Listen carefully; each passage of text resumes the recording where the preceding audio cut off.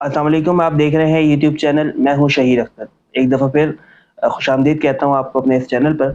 हमारे साथ मौजूद है डॉक्टर सैयद तहसीन अख्तर। हमारा जो आज का मौजू है वीडियो का, वो है मुख्तलिफ बीमारियों की ट्रीटमेंट और मैनेजमेंट। मैं जैसे-जैसे सवालात करता चला जाऊँगा, आपको मौजू के हवाले से बखूबी अंदाज़ा होता चला जाएगा। आइए डॉक्टर साहब की तरफ बढ़ते हैं। डॉक्टर साहब अस्सलाम वालेकुम। वालेकुम सलाम। डॉक्टर साहब, हम सुनते हैं मुख्तलिफ बीमारियों की ट्रीटमेंट नहीं है बल्कि उसकी मैनेजमेंट बीमारी की जाती है। ये ट्रीटमेंट और मैनेजमेंट क्या फ़र्क है इन दोनों लफ्ज़ में? नहीं, ये आज आपने बेहतरीन सवाल किया है और इस सवाल का जवाब जो है अक्सर लोगों के पास नहीं है कि ट्रीटमेंट में और मैनेजमेंट में बेसिकली फ़र्क क्या है। जी। आम पब्लिक तो जानती नहीं है, लेकिन हमारे कुछ इस फील्ड से वाबस्ता लोग भी जो है ना, इस बारे में कुछ आगाही नहीं रखते। देखिए, बहुत आसान से मिसालों से ही समझा जा सकता है, बहुत ज़्यादा कोई हाई फाई डेफिनेशन में नहीं बताना चाह रहा। देखिए, ट्रीटमेंट क्या होती है। आपको साइनोसाइटिस हो गया, साइनसेस होते हैं, इन्फेक्शन हो गया, या गले का इन्फेक्शन हो गया, कोई बैक्टीरियल इन्फेक्शन, आप डॉक्टर के पास गए, उसने आपका चेकअप किया, मायना किया और कहा कि ये बैक्टीरियल इन्फेक्शन है और इसके लिए मैं आपको एक एंटीबायोटिक तजवीज़ कर देता हूँ, आप इसको फला फला डोज में ले लीजिए और इतने दिन तक ले लीजिए, आप ठीक हो जाएंगे। तो ये तो हुई ट्रीटमेंट कि एक मर्ज आया और उसकी कोई टारगेटेड ट्रीटमेंट दी गई और वो ठीक हो गया। सही। तो इसको कहते हैं ट्रीटमेंट। यहाँ मैनेजमेंट की कोई ज़रूरत नहीं थी। मैनेजमेंट कहाँ होता है? देखिए, जो मसला सॉल्व ना हो सके, जो रिजॉल्व ना हो सके, मसलन किसी को हाई ब्लड प्रेशर है, अब हाई ब्लड प्रेशर जिसको हो गया उसको तादमे मर्ग उसका ये मसला चलता ही रहता है। बिल्कुल ऐसे ही है। और इल्ला ये कि उसको उसकी वजह से कुछ हार्ट की ऐसी कॉम्प्लिकेशंस हो जाएं कि उसके बाद से उसका ब्लड प्रेशर अपने आप ही नॉर्मल या लो रहने लगे, तो वो कॉम्प्लिकेशंस होने के बाद होता है। लेकिन अमूमन ब्लड प्रेशर का मर्ज जिंदगी के साथ चलता है। तो ऐसी बीमारी जिसका इलाज मौजूद नहीं है उसको मैनेज किया जाता है, उसमें मैनेजमेंट दी जाती है। और इसी तरह से डायबिटीज है, क्योंकि डायबिटीज का क्योर नहीं है तो उसको मैनेज किया जाता है। तो बहुत आसान लफ्जों में, जिसका क्योर है उसको ट्रीट किया जाता है, जिसकी क्योर नहीं है, जिसका इलाज नहीं है, उसको मैनेज किया जाता है। और ये मैनेज करना ज़रा मुश्किल मरहला होता है और इसके लिए ज़रूरी होता है कि इसको जो भी मैनेज करे उसने बाकायदा इसकी तालीम हासिल की हो और इसका उसके पास एक्सपीरियंस हो। सही। डॉक्टर साहब, अभी आपने कहा कि डायबिटीज़ को भी मैनेज किया जाता है। आप हमें ये बताइए कि ये जो डायबिटीज़ का मर्ज़ है, क्या इसको हर डॉक्टर इसकी मैनेजमेंट कर सकता है या इसके लिए कोई मखसूस डॉक्टर होता है? अच्छा, हाँ, देखिए, डायबिटीज को तो हम समझते ही नहीं है ना, कोई डिजीज तो समझते नहीं है। ये तो कहते हैं नजला जुकाम बुखार जैसे हर कोई ट्रीट कर लेता, हम भी कर लेते हैं। तो और लोगों का भी यही है रुझान इसी तरह से। किसी को अगर पता चलता है ना अच्छा उसको डायबिटीज हो गई, तो मशवरा देने वाले तो बेशुमार लोग हैं, अरे मैं तो ये खाता हूँ, तुम भी ये खा लो। तो ये इस तरह से हो जाता है। दूसरे ये है कि कुछ लोग तो इससे भी मतलब है कि इंतहा कर देते हैं, स्टोर पे चले जाते हैं, मैट्रिक फेल बंदे से कहते हैं यार कोई शुगर की कोई हल्की सी दवा दे दो, कोई हल्की सी। अब वो कहते हैं वेट करके दे दो जो सबसे हल्की हो। तो ये पता ही नहीं है, यानी ये लतीफा है। मैं इस पे कहता हूँ कि इस पे जितना भी हंसा जाए कम है। यानी एक ऐसा मर्ज हो गया आपको लाहक जिससे आपकी जिंदगी तबाह हो सकती है। आप बहुत सारी पेचीदगियों में जा सकते हैं। उसको जाकर के एक मैट्रिक फेल आदमी से आप ये कह रहे हैं, क्योंकि अक्सर नाराज ना हो जाए, हमारे भाई जो मेडिकल स्टोर में बैठते हैं उनमें से अक्सर मैट्रिक फेल ही होते हैं। तो या कोई चंदा जो है नकल करके पास हो जाता है तो अलग बात है, वरना ये इनको जो है किसी किस्म की हमारे यहाँ ये नहीं है कि कोई काबिल पढ़ा लिखा आदमी उसी फील्ड से वाबस्ता मेडिकल स्टोर पर बैठे। तो ये तो एक ہے انڈو پاک میں ہی پورے رائج ہے، تو اس کو ہمیں فیس کرنا پڑے گا. لیکن انسانوں کو لوگوں کو یہ سوچنا ہے کہ وہ ایک فریج خریدنے جاتے ہیں تو اتنا کچھ چھان بین کرتے ہیں کہ غلط نہ لے آئیں، لیکن اپنے مرض کے بارے میں ان کو ذرا فکر نہیں ہے، اپنے جسم کے بارے میں ذرا فکر نہیں ہے. آپ کے غلط دوا کھا لیں گے تو کچھ نقصان ہو جائے گا، اس نقصان کا نتیجہ ساری زندگی بھگتنا پڑے گا. ٹھیک ہے، دیکھی جائے گی، اللہ مالک ہے، لیکن باقی چیزوں میں اللہ مالک نہیں ہے. صحیح. اچھا ڈاکٹر صاحب ہمیں یہ بتائیے کہ ہمارے ناظرین کو، دیکھنے والوں کو یہ بتائیے کہ یہ جو شوگر کا مرض ہے یہ کس طرح مینیج کریں، کس طرح اس کی مینجمنٹ کریں؟ اچھا، آپ کا سوال پورا ہوا نہیں تھا جواب، تو اس کا بھی میں جواب دوں گا. اس کا جواب کہ آپ نے کہا کہ کون ڈاکٹر اس کا علاج کر سکتا ہے. آج کل تو میں دیکھتا ہوں کہ جس کے پاس بھی آپ جائیے نا، جس ڈاکٹر کے پاس بھی، وہ شوگر کے مرض کو کہتا ہے یہ تو کوئی مسئلہ ہی نہیں ہے، میں تو کر لوں گا، بس چھوڑیں، آپ کہاں گئے ادھر ادھر جائیں گے، لائیں میں آپ کو دوا لکھ دیتا ہوں. وہ دوا لکھ دیتے. اب وہ چاہے پلمونولوجسٹ ہو، چاہے کارڈیولوجسٹ ہو، چاہے نیورولوجسٹ ہو، اس کے بھی آپ پرسکرپشن میں دیکھیے گا کہ دوا لکھی بھی ہوتی ہے. اور یہ جو جنرل پریکٹیشنر ہیں یہ تو لکھتے ہی لکھتے ہیں. اور مسئلہ کیوں پیدا ہو رہا ہے؟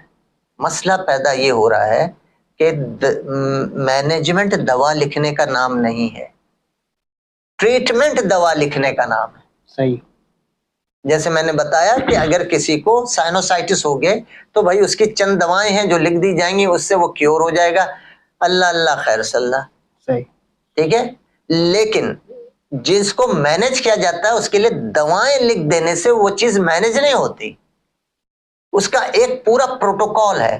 جب آپ نے وہ پروٹوکول زندگی میں کبھی ایک دفعہ بھی نہیں پڑھا، نہ کسی سے سنا، آپ کیسے ٹریٹ کرنے چلے جاتے ہیں؟ اور حتیٰ کہ یہ نہیں کہ وہ کسی اس معنوں میں جا رہے ہیں کہ بھائی وہ اپنے آپ کو بھی ٹریٹ کر رہے ہوتے ہیں. ڈائبٹیز ہو گئی نا، اب وہ کثر شان سمجھتے ہیں کہ میں تو خود ڈاکٹر ہوں نا. اب وہ ڈائبٹیز کی ABCD نہیں جانتے. وجہ یہ ہے کہ وہ سرجن ہے، ان کو ڈائبٹیز کے اتنی نوحہ ہی نہیں، لیکن اپنی ٹریٹمنٹ بھی خود کر رہے ہوتے ہیں. تو یہ نہیں ہے کہ کسی دوسروں کو نقصان پہنچاتے ہیں، اپنے آپ کو بھی نقصان پہنچا رہے ہوتے ہیں. یہ ہمارا مزاج ہے، ہم ایسے مزاج کے عادی ہو گئے ہیں. ہم مطلب کہ یہاں اسپیشلٹی کی کوئی قدر و قیمت ہی نہیں ہے. ایک اینڈوکرائنولوجسٹ صحیح معنوں میں ڈائبٹیز کو ٹریٹ کرنے کا حقدار ہوتا ہے.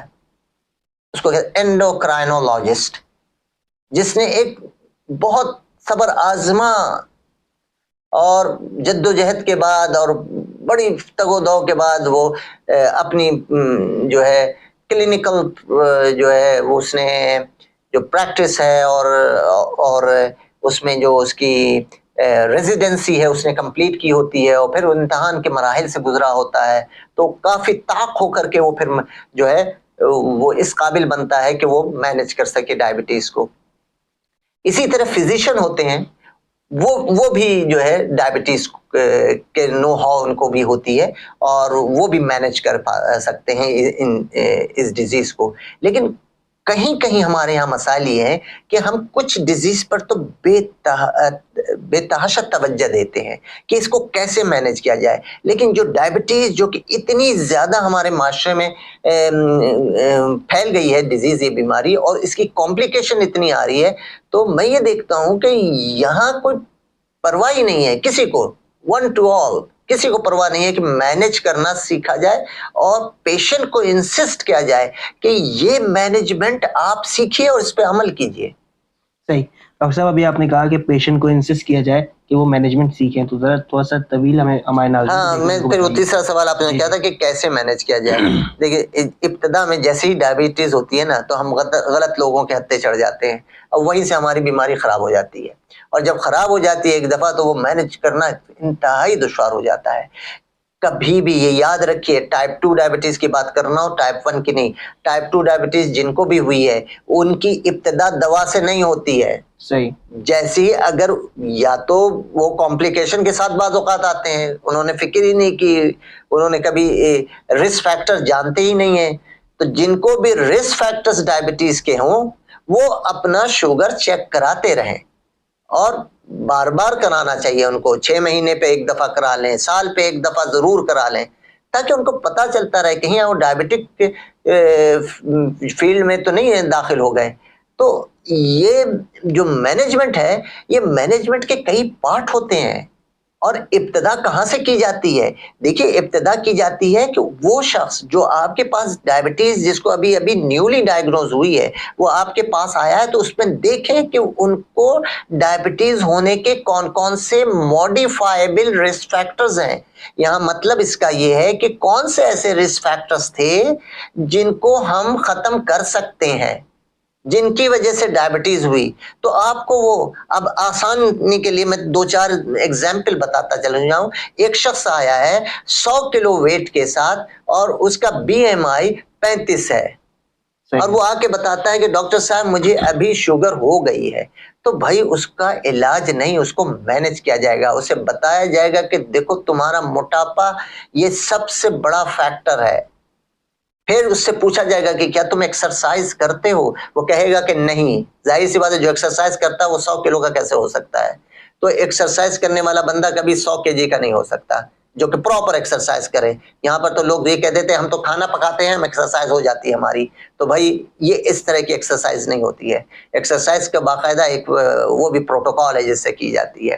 تو ایکسرسائز اگر وہ شخص نہیں کرتا ہے تو سیڈنٹری لائف ہے، یہ بھی ایک رسک فیکٹر ہے۔ پہلے اس شخص کے رسک فیکٹرز کو تو اسیس کر لیں، تب اس کو ہر رسک فیکٹرز پہ کام کرنا پڑے گا۔ دوا نہیں لکھی جائے گی، بلکہ ان رسک فیکٹرز پہ کام کر کے، ان رسک فیکٹرز کو منیمائز کر کے اس کو واپس ہم لے کر کے آئیں گے۔ اس کو لائف اسٹائل موڈیفیکیشن کا نام دیا جاتا ہے۔ پھر ہم خوراک میں دیکھیں گے کہ وہاں کیا مس مینجمنٹ ہو رہی ہے اس شخص سے، وہ کیا کھا رہا ہے اور جس کو اس کو نہیں کھانا چاہیے، اور اس کو اس ڈائٹ پہ لے کر کے آئیں گے، پراپر ڈائٹ پہ، جہاں وہ پراپر ڈائٹ لے کر کے اپنی جو انیشیل ابھی ڈائبٹیز ہے اس کو ٹھیک کر لے۔ اس کو دوا کی قطعاً کوئی ضرورت نہیں ہوتی ہے، دوا کی ضرورت تو تیسرے اسٹیپ پہ آتی ہے۔ ہم کیا کرتے ہیں یہاں پاکستان میں شیورلی کہہ سکتا ہوں کہ تقریباً 70% جو نیولی ڈائگنوز ڈائبٹیز ہوتے ہیں ان کی ابتدا ہی غلط ہوتی ہے، ان کی مینجمنٹ کی ابتدا ہی سرے سے غلط ہوتی ہے۔ صرف 25% کو ذرا کچھ، چونکہ وہ ڈھنگ کے ڈاکٹرز کے پاس پہنچ جاتے ہیں جو کہ اس مرض کی جو علاج ہے اس کی استعداد رکھتے ہیں، تو ان کے پاس جانا چاہیے ہمیں، تاکہ آپ کی یہ بیماری مینیجبل رہے۔ ہم اسے اتنا خراب کر دیتے ہیں اور اس کے بعد آتے ہیں تو جس کی وجہ سے یہ مینیجبل بھی نہیں رہتی۔ صحیح ڈاکٹر صاحب، بہت شکریہ آپ کے قیمتی وقت کا۔ انشاءاللہ آپ لوگوں سے ملاقات ہوگی کسی اور ویڈیو میں کسی اور ٹاپک کے ساتھ۔ تب تک کے لیے اجازت دیجیے۔ السلام علیکم ورحمۃ اللہ۔